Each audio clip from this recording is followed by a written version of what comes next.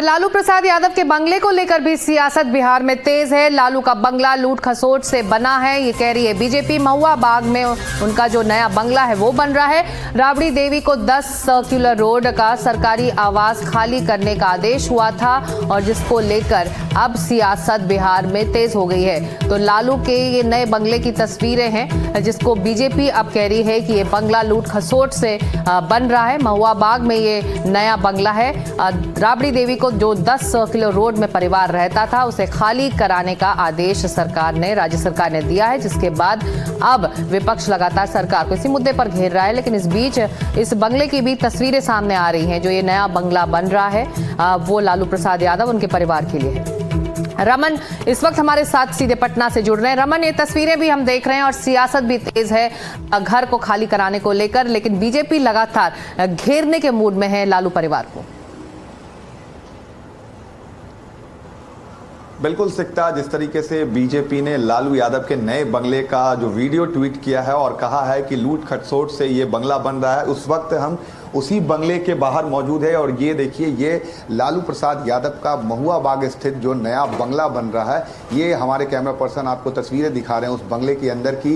लगभग 15 एकड़ के कैंपस में इस पूरे बंगले को बनाया जा रहा है। लालू यादव खुद इस बंगले की लगातार हर दिन मॉनिटरिंग करने यहाँ पर आते हैं। हमने ये रिपोर्ट भी दिखाई है पहले कि लालू यादव किस तरीके से खुद मॉनिटर कर रहे हैं इस बंगले के निर्माण को।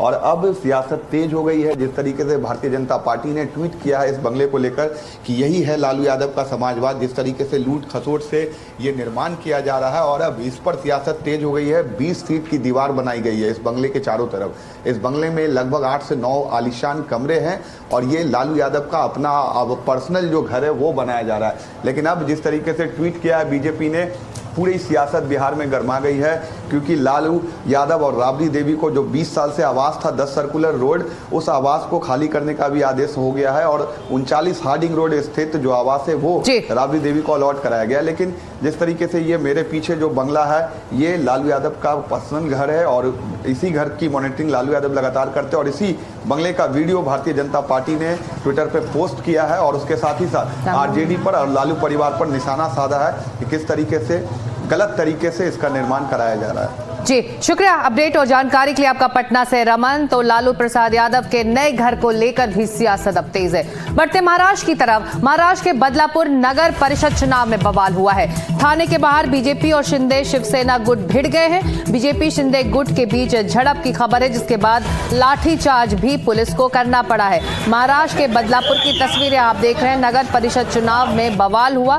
थाने के बाहर बीजेपी और शिंदे शिवसेना के गुट आपस में भिड़ गए, दोनों में भी झड़प हुई, जिसके बाद पुलिस को कार्रवाई भी करनी पड़ी इन लोगों को वहां से हटाने के लिए।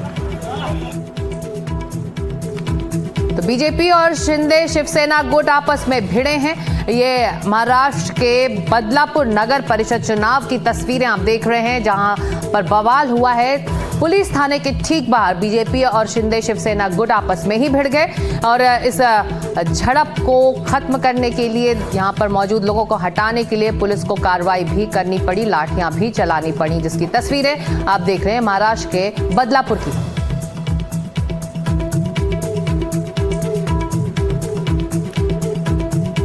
तो हम जानने की कोशिश करेंगे, ग्राउंड पर समझने की कोशिश भी करेंगे कि आखिर दोनों गुट आपस में किस मुद्दे को लेकर भिड़े। महाराष्ट्र के बदलापुर की तस्वीरें आप तक पहुंच रही हैं, जहां पर बवाल की खबर है। थाने के ठीक बाहर बीजेपी और शिंदे शिवसेना के लोग आपस में ही भिड़ गए। इस झड़प को खत्म करने के लिए पुलिस को वहां पर लाठियां भी चलानी पड़ी। ये तस्वीरें उसी झड़प की हैं। और अभिषेक अवस्थी हमारे साथ फोन लाइन पर जुड़ रहे हैं। चलते हैं सीधे अभिषेक के पास। अभिषेक, ये दोनों गुट आपस में भिड़े क्यों, किस मुद्दे को लेकर दोनों में तकरार हुई? देखिए, उम्मीदवारों को लेकर के जिस तरीके से पहले से ही रस्साकशी चल रही है और महायुति में जिस तरीके से पिछले 2 हफ्तों से लगातार जो प्रचार चल रहा है, महायुति के जो घटक दल है और खास करके बीजेपी बनाम शिवसेना के बीच मुख्यमंत्री देवेंद्र फडणवीस का है या तो फिर उप मुख्यमंत्री एकनाथ शिंदे, दोनों ही एक दूसरे के खिलाफ प्रचार करते हुए एक ही जगह पर नजर आते हैं। ऐसे में इस तरीके की जो घटना है काफी जगहों पर देखने को मिली और आज जब मतदान सुबह से चल रहा है, इसमें कहीं ना कहीं जो दोनों गुटों के द्वारा एक दूसरे के खिलाफ आक्षेप ये बताया गया कि जिस तरीके से जो चीजें चल रही है और उम्मीदवारों के खिलाफ इस तरीके का जो मामला सामने आया उसको लेकर के एक तरीके से बवाल हुआ और जो पुलिस स्टेशन तक गया और उसके बाद आप सीधे तौर पर जो तस्वीरें देख सकते हैं, झड़प होती हुई नजर आ रही है आमने सामने। और ऐसे ही कई और ऐसी जगह है जहां पर इस तरीके के तनाव देखने को भी मिल रहा है और ये जो महायुति में अंतरकलह है उसको साफ तौर पर बिल्कुल ये अंतरकलह इन तस्वीरों से बयां भी हो रही है, क्योंकि एक अलायंस के जो पार्टनर्स हैं वो उम्मीदवारों को लेकर आपस में ही उनके कार्यकर्ता भिड़े नजर आ रहे हैं। महाराष्ट्र के बदलापुर की तस्वीरें आप देख रहे हैं।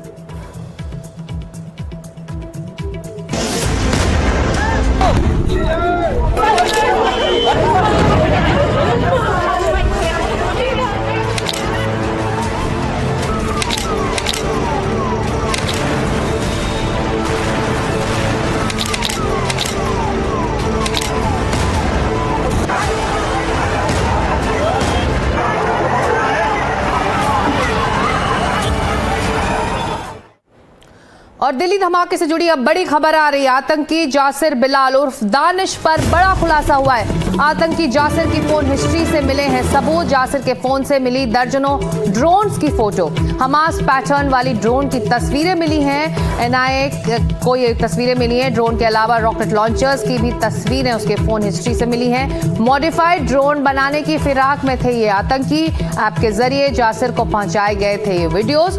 कुछ विदेशी नंबर भी जांच में एजेंसियों को मिले हैं। एनआईए जांच में सामने आया है कि आतंकी दानिश ड्रोन मॉडिफाइड बनाने की कोशिश में था, माहिर था वो मॉडिफाई करने की। और दानिश के फोन से इसी तरह के दर्जनों वीडियो मिले हैं जो ड्रोन से जुड़े हुए हैं। कुछ ऐसे संदिग्ध वीडियो भी मिले हैं जिसमें ड्रोन में विस्फोटक कैसे लगाए उसकी भी जानकारी दी जा रही है। सभी वीडियोस एक ऐप के जरिए दानिश तक पहुंचाए गए थे। तो बड़ी कामयाबी एक सबूत के तौर पर पेश हो सकती है ये सभी चीज़ें। और उसकी जो हिस्ट्री है, फ़ोन की हिस्ट्री है, उसमें से ये सभी वीडियोस मिले हैं। दानिश के फ़ोन से दर्जनों ऐसे वीडियो मिले हैं कि ड्रोन को मॉडिफाई कर कैसे आतंकी वारदातों को अंजाम देने के लिए ड्रोन्स का इस्तेमाल हो सकता है, उसमें कैसे विस्फोटक लगाए जा सकते हैं। ये सभी वीडियोस में जानकारी उसे दी जा रही थी और एक ऐप के जरिए दानिश तक ये पहुंचाए गए थे। और मुकेश हमारे साथ जुड़ रहे हैं जो इस खबर पर, इस तफ्तीश पर लगातार नजर रखे हुए हैं। अहम कामयाबी एनआईए की टीम के लिए ये सभी जो कॉल हिस्ट्री से और फोन हिस्ट्री से जो चीजें बरामद दानिश के फोन से हो रही है मुकेश। देखिए सिक्ता, बिल्कुल जो दानिश का मोबाइल है उसका डेटा रिट्रीव किया गया है। उस डेटा से बहुत सारी जानकारियां, बहुत सारी तस्वीरें मिली हैं जिसमें मॉडिफाइड ड्रोन्स की तस्वीरें हैं, करीब 1 दर्जन तस्वीरें हैं। इसके अलावा रॉकेट लॉन्चरों की तस्वीरें हैं।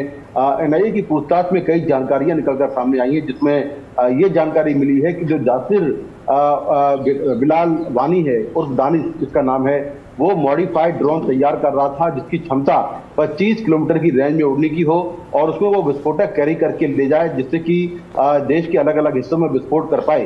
तो लगातार वो इस तरह से एक हमास के पैटर्न पर हमला करने की फिराक में था। और ये भी जानकारी मिली है कि रॉकेट लॉन्चर और मॉडिफाइड ड्रोन की जो तस्वीरें हैं वो उसको एक ऐप के जरिए मिली थी और उसके मोबाइल में कुछ विदेशों के नंबर भी मिले हैं। तो एनआईए लगातार उसके मोबाइल का जो डेटा है उसकी जांच कर रही है, उसको ट्रैक कर रही है कि आखिर ये विदेश में किसके संपर्क में था, जो तस्वीरें हैं वो कहां से आई और ये हमास की पैटर्न पर जो हमला करने की पूरी प्लानिंग थी ये कहां से आई, क्या ये लोग हमास के आतंकियों के संपर्क में भी थे, इसको लेकर भी लगातार जांच चल रही है। तो ये बड़ा खुलासा एनडीटीवी को जानकारी मिली है सूत्रों से कि जो उसका मोबाइल मिला है उसके मोबाइल से बहुत सारी अहम जानकारियां और बहुत सारे सबूत मिले हैं जो कि इस केस को आगे कोर्ट में मजबूत करेंगे। जी बिल्कुल, और अहम कामयाबी है ये जांच टीम के लिए। किस तरह से दानिश के फोन की हिस्ट्री से ये सभी जानकारियां सामने आ रही हैं कि ड्रोन का किस तरह से ये सभी इस्तेमाल करना चाहते थे, हमास स्टाइल से आतंकी हमले की साजिश रची जा रही थी। चलिए अब आपको इस पूरे मामले पर एक रिपोर्ट दिखाते हैं और आपको समझाते हैं कि कैसे आतंकी बड़े पैमाने पर देश को दहलाने की नापाक साजिश रच रहे थे।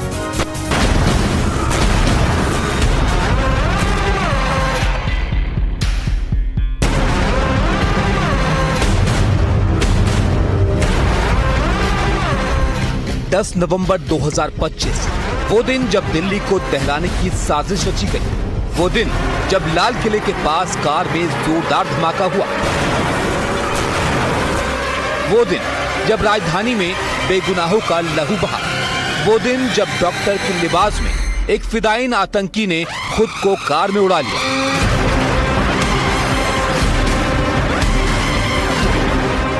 वो काला दिन शायद ही किसी सच्चे भारतीय के दिलो दिमाग से मिट पाए। आज भी उस आतंकी घटना को याद कर लोग सिहर उठते हैं। उनकी आंखों के सामने अब भी उन सैकड़ों मासूम लोगों की चीख पुकार, खौफ के साए में जिंदगी बचाने की वो भागती दौड़ती जंग की तस्वीरें आकर उन्हें झकझोर देती हैं। इंसान की शक्ल में दिख रही ये वही तस्वीरें हैं जिनके हाथ उन बेगुनाह लोगों के खून से रंगे हैं जिन्होंने दिल्ली धमाके में अपनी जान गंवा दी। ये वही शैतान है जिनका कनेक्शन दिल्ली धमाकों से जुड़ा है।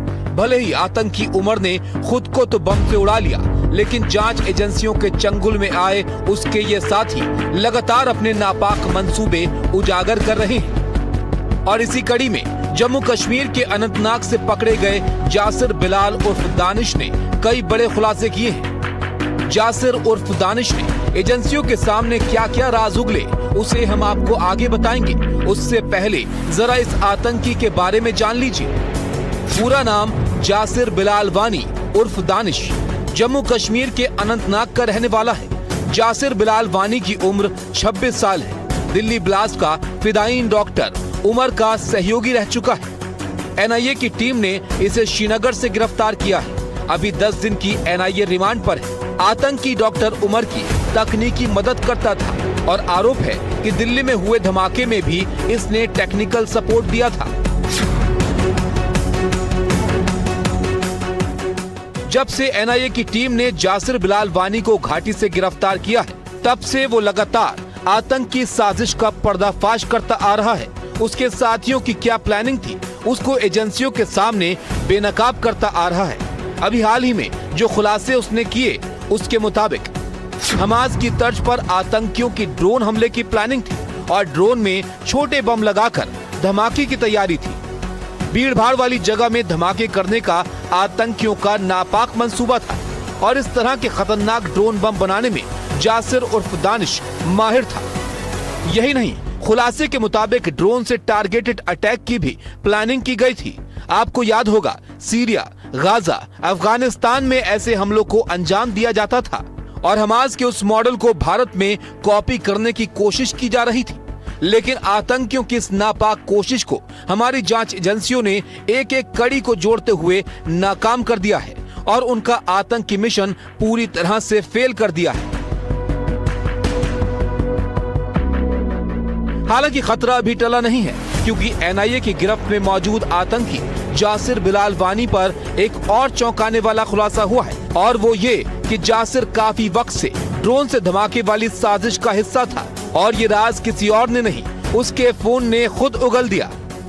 दरअसल जासिर, जिसकी पहचान दानिश के तौर पर भी है, उसके फोन से दर्जनों ड्रोन की फोटो मिली है। हमास पैटर्न वाली ड्रोन की तस्वीरें उसके फोन से बरामद हुई हैं। ड्रोन के अलावा रॉकेट लॉन्चर की तस्वीरें भी दानिश ने अपने फोन में सेव की हुई थी। खुलासा हुआ है कि मॉडिफाइड ड्रोन बनाने की फिराक में था और ऐप के जरिए उस तक इसे बनाने के लिए कई वीडियोस भेजे गए थे। इसके अलावा ये भी खुलासा हुआ है कि उसके फोन से कई विदेशी मोबाइल नंबर मिले हैं, जिसके तार दिल्ली धमाके से जुड़ सकते हैं। मैंने पहले ही कहा था कि दानिश टेक्निकली तौर पर काफी स्ट्रांग है, लेकिन जो उसका मोबाइल मिला है, उसका जो डेटा रिट्रीव किया गया है, उसके डेटा से बहुत सारी ड्रोन्स की तस्वीरें बरामद हुई हैं। ये मॉडिफाइड ड्रोन है और हमास के पैटर्न वाले ड्रोन हैं जिसकी तस्वीरें बरामद की हैं। इसके अलावा रॉकेट लॉन्चर की भी तस्वीरें बरामद हुई हैं उसके फोन से, जिससे ये साफ होता है कि किस तरह से दानिश जो अपने ग्रुप के बाकी लोग हैं उनके साथ मिलकर किस तरह से देश में बड़े आतंकी हमले करने की फिराक में था, खासतौर से हमास के पैटर्न पर हमले करने की फिराक में था। एनआईए के सूत्रों के मुताबिक ये लोग कुछ इस तरह के ड्रोन तैयार कर रहे थे जिससे 25 किलोमीटर के दायरे में हमला किया जा सके। फिलहाल जांच एजेंसियों की पड़ताल जारी है और आगे भी चौंकाने वाले खुलासे होने की उम्मीद है। अभी दिल्ली ब्लास्ट से जुड़े सभी संदिग्ध आतंकियों को रिमांड में लेकर एनआईए पूछताछ कर रही है और धमाके के पीछे की साजिश को पूरी तरह एक्सपोज करने में दिन रात एक किए हुए है। एनडीटीवी के लिए जम्मू कश्मीर से प्रदीप दत्ता और दिल्ली से मुकेश सिंह सेंगर की रिपोर्ट।